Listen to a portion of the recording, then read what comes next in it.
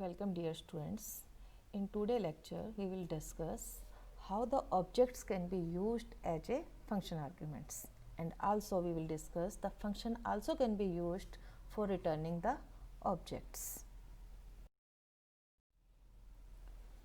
Object as function arguments. Normally जो हमने पढ़ा है function arguments जो होते हैं इंटीजर्स होते हैं, करेक्टर होता है, फ्लोट होता है, डबल होते हैं, ये डेटा टाइप्स जो भी हैं, लेकिन हम ऑब्जेक्ट को भी as a function arguments use कर सकते हैं.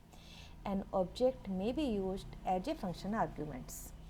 This can be done in two ways. A copy of the entire object is passed to the function.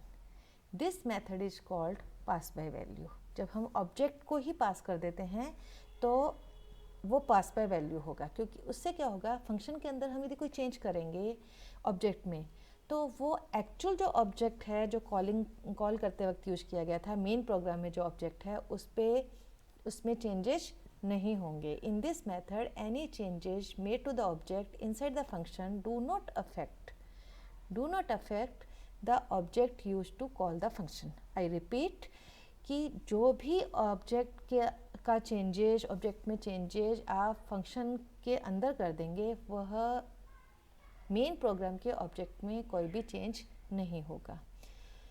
Second है, only the address of the object is transferred to the function. This method is called pass by reference. इस method के अंदर हम object को ना पास करके object का address पास करते हैं. एड्रेस पास करने से क्या होगा कि उसकी लोकेशन वही रहेगी, तो हम जब भी फंक्शन के अंदर कोई चेंज करेंगे तो मेन प्रोग्राम के अंदर भी चेंज हो जाएगा. In this method, an address of the object is passed, so any changes made to the object inside the function will affect in the actual object. तो ये जो चीज़ है फंक्शंस का pass by value and pass by reference, ये हम normally function के अंदर भी पढ़ते हैं और same it will work for the object. अब हम एग्जाम्पल से देखेंगे कि हम कैसे ऑब्जेक्ट को as a function argument use कर सकते हैं. Object as function arguments.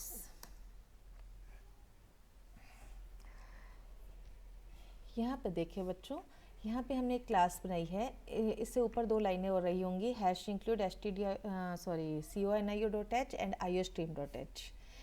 Class बनाई, क्लास SCR. दो डेटा मेंबर्स हैं x और y. ओके, तो दो मेंबर फंक्शन है INP1 PRN. INP1 member function is use to enter the value for x and y. ठीक है, C out enter x, C in x, C out enter y, C in y. So INP1 function is use for the enter the value of या initialise the value of x and y. And PRN function will simply print the value of x and value of y. ठीक है, जो भी आप enter करेंगे उसको print करेगा. अब इसमें यदि हम डायरेक्ट नॉर्मली प्रिंट करेंगे तो हम क्या कर रहे हैं, ऑब्जेक्ट एज फंक्शन आर्ग्यूमेंट में हम जो भी वैल्यू एंटर कर रहे हैं उनका सम जोड़ेंगे उनको यूजिंग ऑब्जेक्ट्स. ये हम प्रोग्राम के अंदर कर रहे हैं. ठीक है, तो इसके लिए हमने एक फंक्शन और लिया, that is sum. Okay, return nothing है तो वर्ड लगा. अब इसके अंदर देखो हमने यहाँ पर ऑब्जेक्ट बनाया है SCR. क्या है आपका क्लास का नाम. SCR का ऑब्जेक्ट क्या बनाया है S1 और SCR का ऑब्जेक्ट क्या बनाया है S2.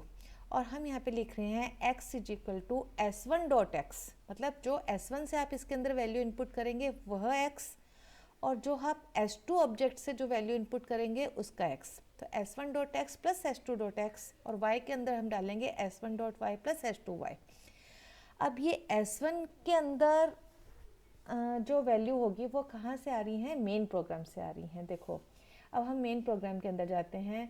यहाँ पर ये क्लास का बंद हो गया, आपका मेन प्रोग्राम है. SCR के आप तीन ऑब्जेक्ट बनाए, P1, P2, P3. Clear screen. P1.INP1. अब P1 से जो इनपुट होगा वो P1 के x और y के लिए होगा. मान लीजिए आपने 10-20 किया. फिर P2 से INP1 किया तो P2 के लिए x और y मान लीजिए आपने 100-200 किया. तो ये प्रोग्राम क्या करेगा, P1 का जो x है और P2 का जो x है उनको जोड़ेगा, क्योंकि हम यहाँ पर सम P1, P2 कर रहे हैं. तो P1 की वैल्यू किस में कॉपी होगी, S1 में. P2 की वैल्यू किस में कॉपी होगी, S2 में. तो P1 का x और P2 का x ऐड होके x में स्टोर होगा, जो कि P3 का x बन जाएगा. और P1 का जो y है और P2 का जो y है वो ऐड होके किस में स्टोर होगा, P3 के y के अंदर स्टोर होगा। तो हम इसको ऐसे कॉल करेंगे P3 डॉट सम P1 कॉमा P2, और फिर हम इन तीनों जो भी वैल्यूज हैं, तीनों ऑब्जेक्ट से जो भी वैल्यू में प्राप्त होगी उसको हम PRN फंक्शन से प्रिंट करा देंगे, P1 dot PRN, P2 dot PRN, P3 dot PRN, फिर get CH return 0 then this. अब हम इसका आउटपुट देखते हैं। देखें, x की वैल्यू सबसे पहले P1 से कॉल हुआ, x की वैल्यू 30, फिर y के लिए y की वैल्यू 40, फिर P2 के लिए कॉल हुआ, P2 के लिए एंटर x हुआ 100, एंटर y हुआ 400। तो P1 ऑब्जेक्ट में तो है 30 और 40, P2 ऑब्जेक्ट के अंदर है 100 और 400, और सम से जब हम सम P1 कॉमा P2 करेंगे तो S1 object will work for P1 object and S2 object will work for P2 object. Okay, तो S1 S2 को ऐड कर रहे हैं तो S1 जो P1 में गया है और S2 जो P2 के अंदर गया है, तो x की वैल्यू 30, y की वैल्यू 40 प्रिंट करवाया जब आपने, तो इसका ये P1 मतलब जब आप P1 डॉट PRN कर रहे हैं तो ये P1 का प्रिंट हो रहा है, ये P2 का प्रिंट हो रहा है। अब P3 का क्या प्रिंट होगा, इन दोनों का सम 30 प्लस 100 130, 40 प्लस 400 440। ठीक है, तो हमने क्या किया, फंक्शन के अंदर जो आर्ग्यूमेंट्स लिए इनको हमने ऑब्जेक्ट को, इसको आर्ग्यूमेंट्स बोल रहे हैं ना, तो इसको हम यहाँ पर हमने ऑब्जेक्ट यूज किया है। That's why this program is for object as function arguments. अब हम नेक्स्ट प्रोग्राम देखेंगे in which the function returning the object, function with returning object. Okay, यहाँ पे है आपका क्लास SCR। ठीक है, integer x comma Y same है, सारा प्रोग्राम सेम है। यहाँ पे आपने INP1 फंक्शन लिखा, यहाँ पे आपने PRN फंक्शन लिखा।